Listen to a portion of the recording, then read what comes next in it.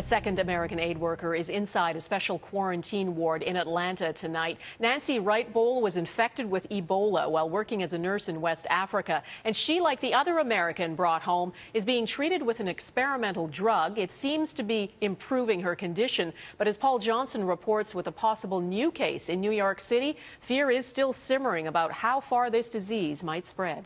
Ebola patient number 2.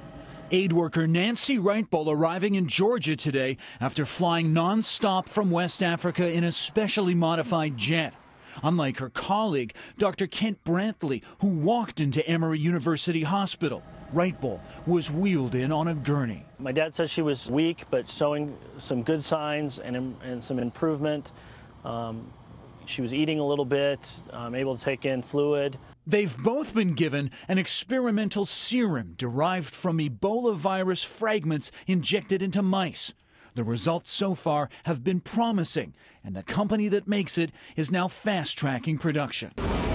In West Africa, though, 8 people in Nigeria who were in contact with a man who died from Ebola now have symptoms of the disease.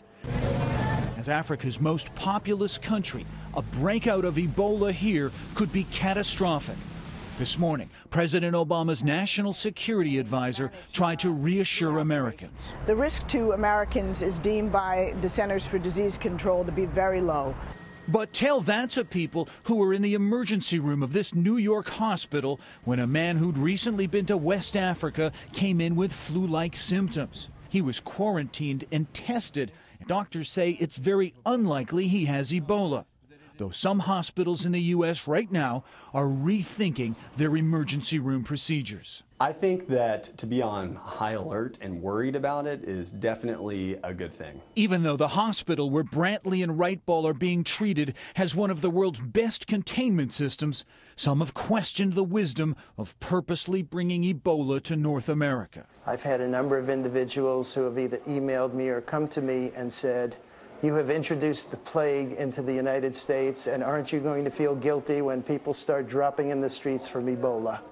Paul Johnson, Global News, Washington.